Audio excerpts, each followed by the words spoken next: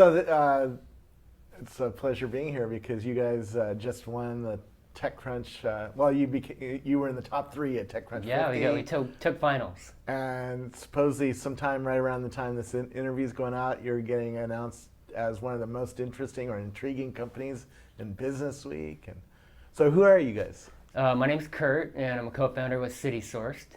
Yeah. And I'm Dave Kralik, also with CitySourced. I handle marketing. And we know this is a real startup because you can't even afford chairs yet, right? Yeah, that's right. so we're sitting on the floor. But what is CitySourced? Tell me a little bit about what you guys do. I know what you do, but sure. So CitySourced, we focus on mobile, real-time civic engagement.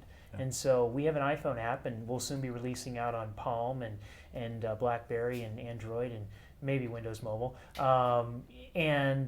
So we allow people to download an app, and you can take a photo of an urban blight.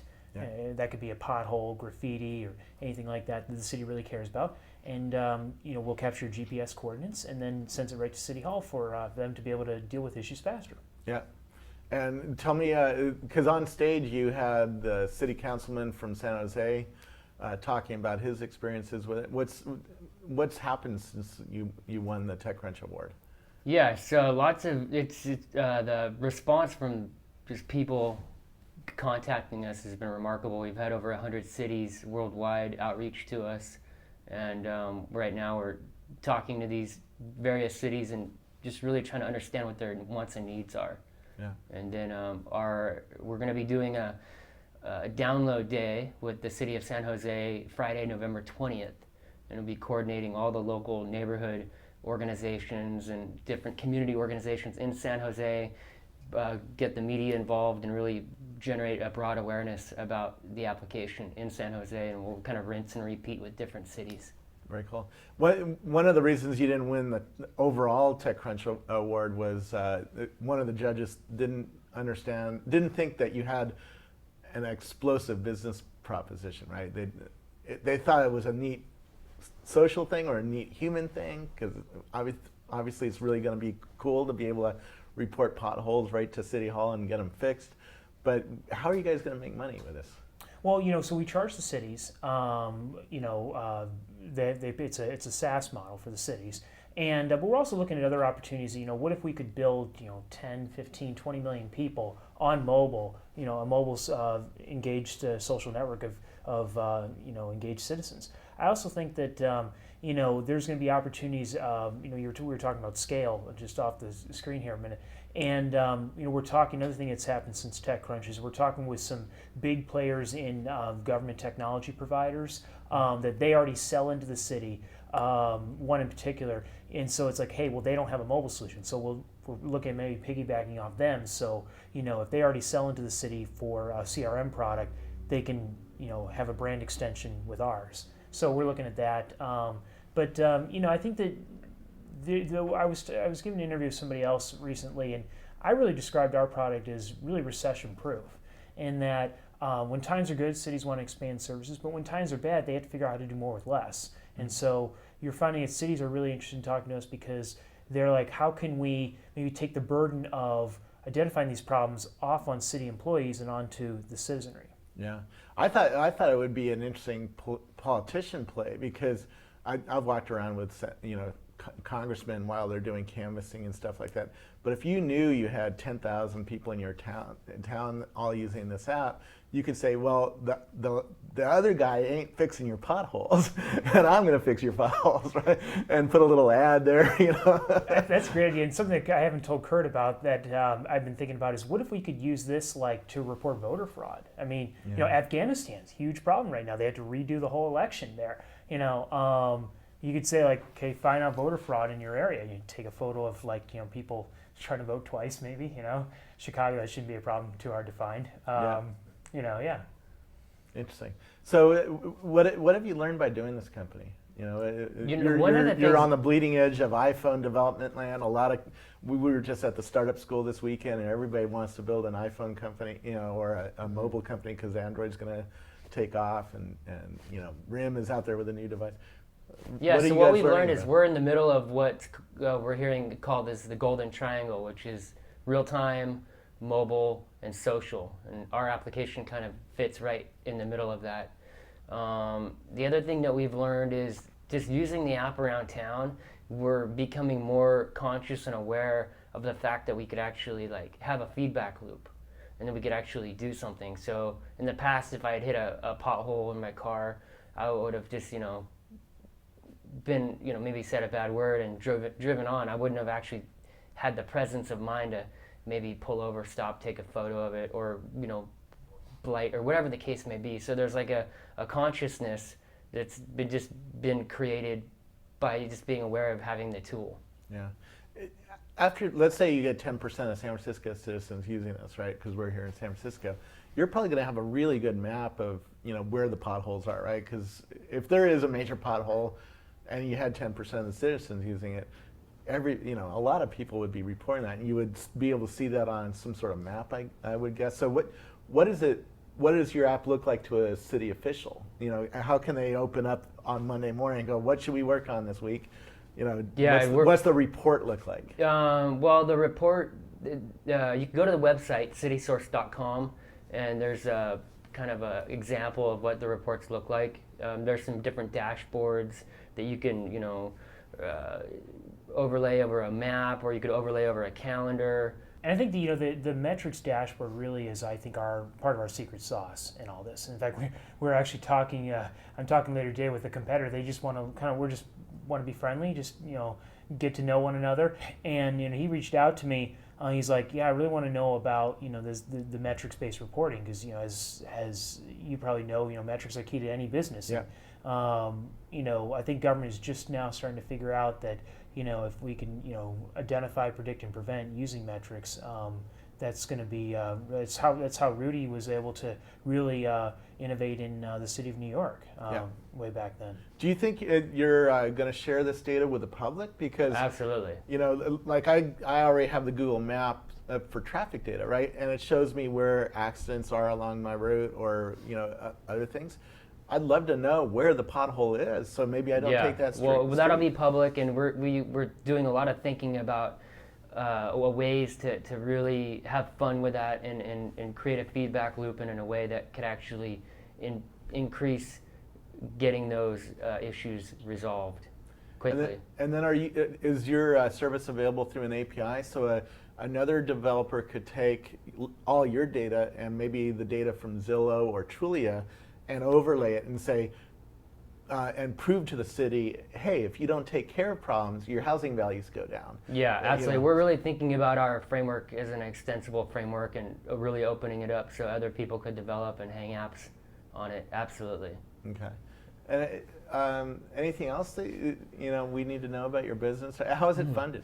That's a great question. We have initial seed round from an angel, and based on all of the attention that we're getting from TechCrunch and Business Week and all this other great stuff, we're having a pretty significant angel round that we're doing right now. So okay, yeah.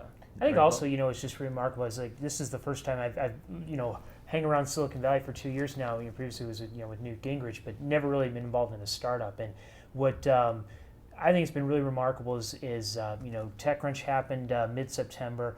Beginning of August, we didn't have a product. Yeah. And I think what's really interesting is how the Silicon Valley ecosystem exists to really thrive and support and nurture companies, whether it's Startup School or the Y Combinator folks or Plug and Play Tech Center, and what Adeo Resi is doing. There's a huge real support network. The Founded. Yeah, the Funded Founders Institute. And it's really amazing that if you have an idea, there's a whole community here that's ready to help you. And you think about it and not just the people with advice and money, and then there's all these, and then there's people like Sun Startup Essentials and the App Engine and Google and all these things that really it's like this is the best place to be if you want to start a company, and a tech company, that is, I'd say for sure. You think that we didn't have a product beginning of August, and then we come from behind what I like to call ourselves the Cinderella story. 6 weeks later, we placed third in TechCrunch. And then the team that we've been able to build around us is fantastic. Like DLA Piper is now representing us. They're the second largest law firm in the United States, and that has a whole host of benefits for us. Also, the first head of sales for Facebook, Vince Thompson, is helping us out with our sales outreach. So we have some really strong sales help. So we're just really grateful for the amount of the caliber and the kind of talent that's surrounding us. Yeah. Tell me about the TechCrunch story. Was it true that you were almost not chosen to be a presenter at TechCrunch? Or? Well, we were an alternate. So basically, yeah. So you weren't. Yeah, even... we ran into some of the TechCrunch folks at a party, and we showed them the application, and they said, "Oh wow, this is really cool. You know, send in a video." So we sent in a video, and Arrington dug it and basically gave us a green light to be an alternate. And I guess another company at the last minute bailed out. Maybe they didn't have their product together. I don't know why, but basically we got in, and we just said, you know, we worked our asses off that entire week just knowing that this is a golden opportunity.